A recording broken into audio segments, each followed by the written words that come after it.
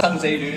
今日咧整一個菜咧，叫做生死戀，出面好興嘅，一件鹹魚，一件鯇魚夾喺中間，哦咁啊 OK 啦。咁呢個咧有鹹味，再撒翻啲薑絲，跟住撒翻啲不生油，同埋一道鹹魚蒸鯇魚腩，又叫生死戀。蒸我哋呢個生死戀，大概呢個蒸8分鐘。